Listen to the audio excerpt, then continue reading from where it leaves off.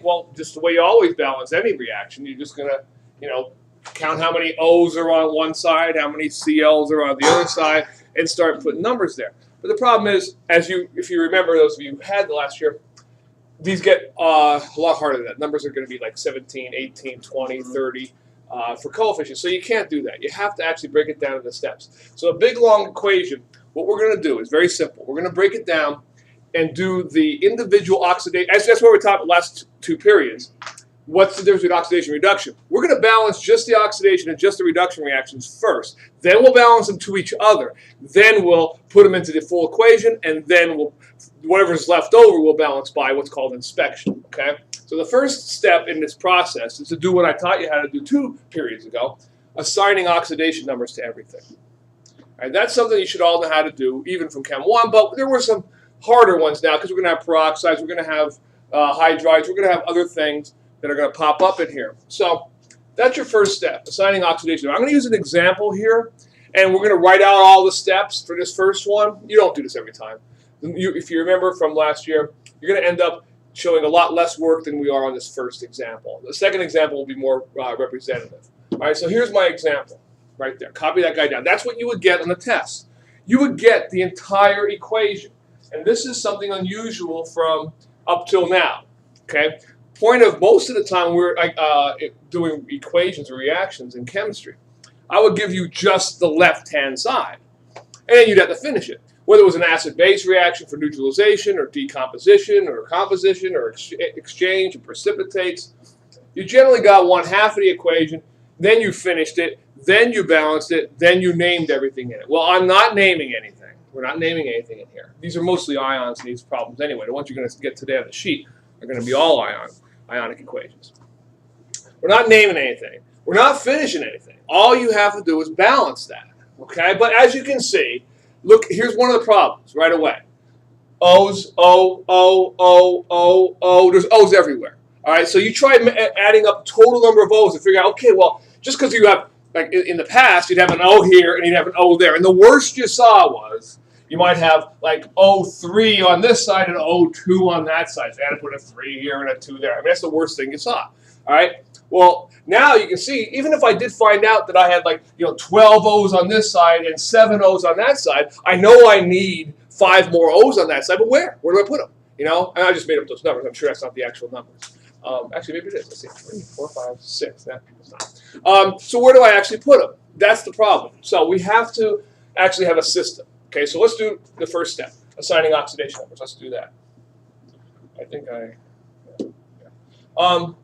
let's see if we can do this first guy. Oxygen we know is -2. So manganese would have to be what? +7. Water is pretty darn easy. -2 and +1. Certainly from what we've done over the last 2 days, you'd be able to do that guy easily. -2. What does nitrogen have to be here? +3. -2 for oxygen plus what? 4. -2 for oxygen plus 5, because 3 times -2 is -6. Okay, and then and by the way, I forgot to mention this yesterday. I just found out. I just realized it later on. -2 and +1. Technically, and I don't know why. All my life I've done it this way, but if you look at your book, unfortunately, technically, they write them all backwards. They would write 4 plus instead of +4, 2 minus instead of -2. Okay, I would hope that's not a big deal for anybody. But I always write it -2 plus 5, whatever. I always write it first. So that MnO2 would be -1. Absolutely not. If it doesn't have parentheses around it with a -1, that's how I'll do them. And even the book, again, here's another way the book does things differently. True, it won't put parentheses around that. It'll just have MnO2, but it would still have the minus up there. It has to be there. If it's not there, then that is not an ion. And this, if you notice, it's not the same as this guy anyway. This is MnO4. That's the permanganate ion. This is MnO2. That's manganese dioxide, a compound. All right, you wouldn't know that. And I'm not asking you to name these guys. But I'm just saying. I will put parentheses around them on the sheets I give you, on the test I give you, and a charge. So you can't miss it. And I'll have that. Make sure you can't miss it. -1. The book, not so much. It'll have MnO2 if it was an ion. MnO2, just a little dash. You might miss that because there's no parentheses. You might miss that because it doesn't have a -1, it doesn't have a negative, but I won't do that. All right, so there you go. That's the first step. First step is pretty easy. Get rid of all this, as well as that. There are no parentheses around that. I just keep that in mind. I just did that when I was asked the question. All right, first step, good enough. Second step, write the balanced electron equations. I call them half reactions. I call them that in anticipation of what we're going to see in the next chapter. The whole point of doing this is so we could do electrochemistry, okay? Fact is, I really didn't want to move this topic down to Chem 1 because it fits right with electrochemistry, but I had run out of things to do in Chem 1. Someday I'm going to think of maybe next year of a topic I could add besides this into Chem 1, but for now I have no choice. Because that was last year was the first year I had double periods every other day, and that was a lot more material. And although I added a lot of labs and I expanded each of the chapters, I still had to do nuclear, and I still had to bring something else down. Otherwise, we would have been finished in May, which I'm sure no one would have complained. But this one really belongs in Chem 2. I would rather not do it in Chem 1. Maybe even this year I can come up with a way to do it correctly. But if I could come up with some other topic. But we'll see. For you guys, it doesn't matter. Either way, this is anticipating next chapter, which is the half reactions that go on inside of a battery. All right, we're going to be making batteries. All right, in the only lab we'll probably do in that chapter. All right, so let's write the balanced electron equations. Now, what does that mean? That means the guys who are changing. Let's take a look at who's changing. And again, I'll try to erase some more of this junk here. All right. Who is actually changing? This is one of the things we did in the second period yesterday. Manganese is going from +7 to a +4, right? And nitrogen is going from +3 to +5. Doesn't matter which one we take first. Let's take manganese. He's written first. And we'll just write down how he changes. Mn is going from +7 to Mn with a +4. Leave a little space here because you never know where you're going to put those electrons. Actually, you do know, but I'm leaving a little space here. You ever doing this? Yeah. How many electrons does it take to make manganese +7 into Mn +4? 3. So I'll put +3 electrons right there. Okay? That's what I'll write. Now, the other guy who's changing was N with a +3. N with a +3 is becoming N with a +5. All right. When he does that, it takes how many electrons, and where are they going to go? 2. On the right. Okay, so this should all be coming back to you. Those of you who saw it before, but not everybody did. All right. Now, oh, by the way, don't have to draw that line. Don't have to draw. I just realized I'm not doing this all together. I'm doing it as steps. You will, in the real problem, draw a line. But at this point, that's all. I'm just doing it as steps. That's just my habit of doing this here. All right. So I write balanced electron equations. What does that mean? Yeah, well, I'm trying to think if I have a separate step for that. I think I do. Hold on a second. Well, I already had this one done. Okay, good. Yeah, no, that's it. So I know it's going to be silly, but the next step we're going to do. But I want you to label them as reduction or oxidation. Okay. That's what you already have written. I know it's going to be silly, and you won't be doing this in the regular problems, but the third step is to actually balance them to each other. In other words, the number of electrons gained have to be equal to the number of electrons lost. And I do that by balancing the half reactions. Okay, so balance the number of electrons lost and gained to each other.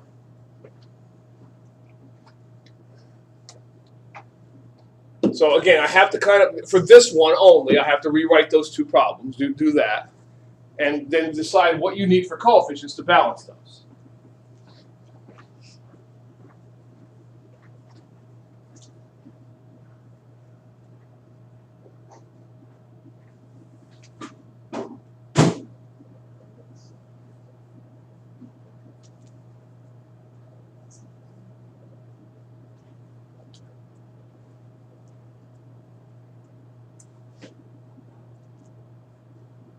Everybody can probably see we got 3 electrons gained, 2 electrons lost.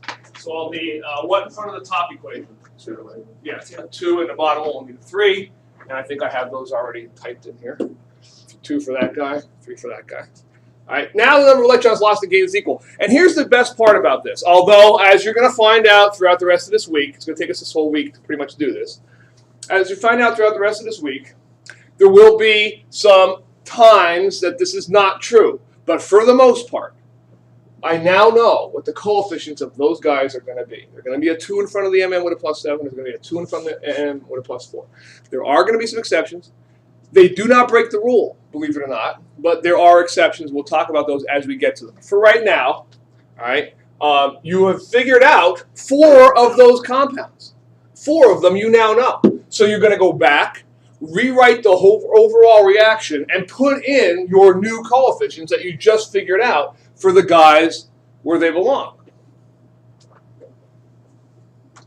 So remember, my equation, my original equation, was this. I've rewritten it with the 2 in front of the MN with the +7, the 3 in front of that guy. And I have to distribute, look here, I have to distribute that 2 to the MN with the +4, so he gets a 2, and I distribute that 3 to the MN with the +5, he gets a 3 there. All right, that's where those numbers came from. But I'm not quite done. Sometimes, by the way, you will be done. You'll have nothing else to do besides that.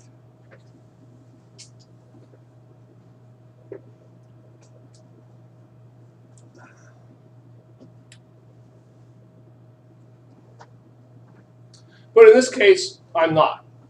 And here's where the first of the hints come into play. You have to balance the rest of this by inspection, which basically means just counting up the number of elements on both sides. However, I now know 4 of them, and they shouldn't change. And most of the time they don't, and the few times that they do, I'll explain why when we get to it. So I know that guy's going to be a 2, and that guy's not going to change. He's going to be a 3. He's going to be a 2. He's going to be a 3. So the only guys that can really change are him and him. That's it. All right, which basically means everybody's balanced but the O's and the H's. Now, I could count up all the O's and I could count up all the H's, but I'm going to give you a hint that's really going to help you later on in some equations. The total charge on both sides of this arrow have to be the same as well. And this will help you a lot. Instead of counting up, 2 times 4 is 8, plus 1, plus 6 on that side, 2 times 2 is 4, 3 times 3 is 9, 1 there. Instead of counting up all those, which in this case really wouldn't be that hard, I can just look at the total charge. Sometimes it's easier, sometimes it's not. Total charge on that side is what? -2 here, -3 there, -5, right? Everybody agree? Only one guy here, I got -3 on this one right here, and only one guy here has a choice. I can't change him or him or him or him. So the only place I could put something on to make this balance and make that a -5 is right in front of this guy. So what does the coefficient of this guy have to be? Exactly. And that usually will finish the job for you, usually. But you got to double check your other guys too. How many H's do I have here? 2 H's on this side, 2 H's on that side. So the H's look good, the charge looks good. I mean, there's really no chance of this being able to be changed again, but if you wanted to, you could add up all the O's. All right, let's see if I added up all the O's, is it going to work? 8, 1, 6 is what, 15? 4, 9, and 2 is 15. Okay, so it does work. Now, that guy, as hard as he looks, he got 2, 1, 3, 2, 3, 2. Probably could have been done by inspection. You didn't have to use this system for a guy like this. You probably could have done them because you would have balanced, like I did with the half reactions, the MN and you would have done that first and been brought down to just the O's and H's anyway. However, others will not be able to be done just by inspection. So take a look at this next example, last example I'll do today, and we'll see the coefficients of this guy are going to be much higher. Copy that guy down and let's do this guy like you would do any other homework problem. Copy him down, assign all the oxidation numbers. Do that first, but don't go any further than that.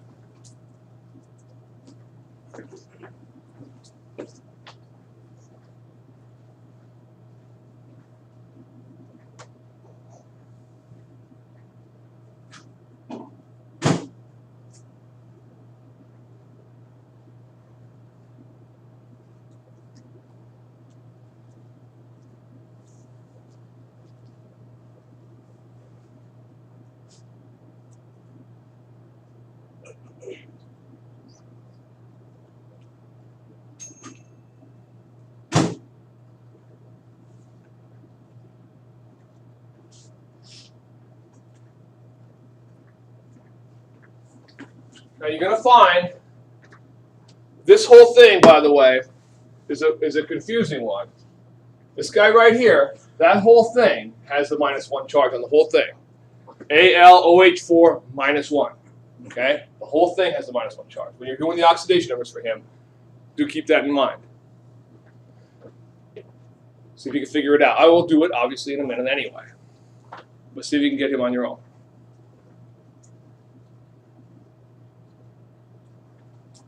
Remember, sometimes you got to use the common ion sheet to help you out with the polyatomic ions. That would come in handy here, actually.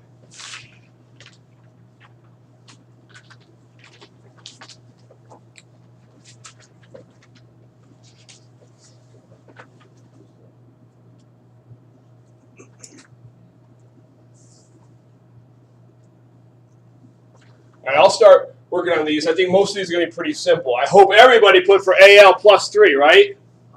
No, 0. It's not +3. People like to do that. They like to look up there and see, oh yeah, aluminum is always +3. It's not. -2 for oxygen makes this guy +5. Is that right? Yep. -2 + 1. -2 + 1. No one's going to get those wrong. Okay. Now here comes a difficult one. All right. Now here's where I told you. Now first of all, you kind of know oxygen's -2 and +1 anyway. So the only one you're really figuring out is aluminum. All right. Let's see what happens. All right. If I keep in mind the fact that the OH has a -1 charge from your common ion sheet, then I've got Al, 4 times the whole thing has a -1 charge, -4 equals -1. What does Al have to be?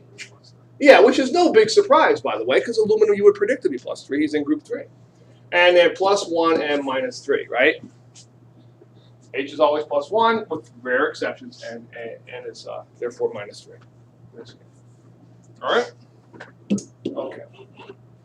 Now, that's your first step. Second step, right underneath that, we're not going to write out the sentences. Right underneath that, you're simply going to do the guys who are changing. Aluminum's going from 0 to +3. So Al with a 0 charge is going to Al with a +3. A lot of people put the stuff on the wrong side. How many electrons will it take to balance this guy out, charge-wise? And therefore, and which side will they go on? Right. Right, and 3 of them. Why 3 on the right? I have 3 already. No, that's a +3. And a -3 equals a 0, okay, in this case. Who else is changing? N. N with a +5 is going to N with a -3. Big mistake here. I'm sure someone out there is saying, okay, that's 2 electrons. No, it's 8. It's 8. And where do they go? On the left. Why is it 8? Because think of your number line. Here's your number line. Here's -5. 1, 2, 3, 4, 5. Here's -5. Here's +3. What's the difference between these two? 8, right? So it'll be +8 electrons. Got it? All right. What's the quality number line? It is. All right. Now, how do I balance this guy? Well, I have to remember. I'm at the second step now. I just did the second step. I wrote the half reactions and I wrote them correctly. Now I'm going to have to balance the half reactions to each other. I've got 3 electrons lost. I got 8 electrons gained. What's the least common multiple of 3 and 8? 24, right? So I have to take 8 times that guy and 3 times that guy. Yep. Oh, and I should also label oxidation and reduction. What is the top guy? Oxidation and reduction. Oxidation, and the bottom is reduction.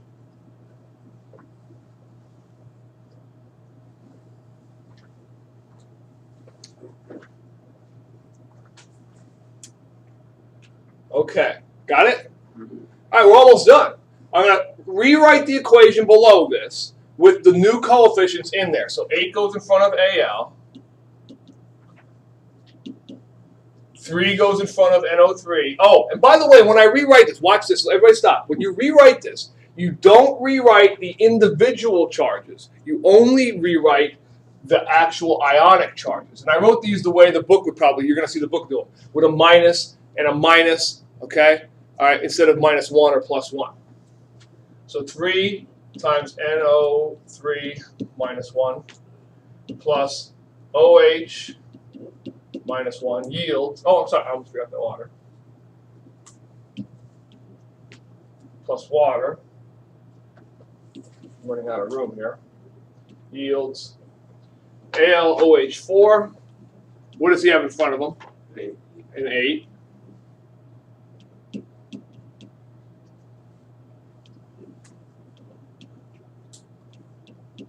With a -1. And NH3 has a 3 in front of him.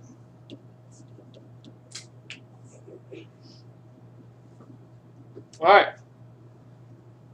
Now, I told you a minute ago, the best thing to do next is look at the charges, because that has to be balanced too. So let's look at the total charge on the left side.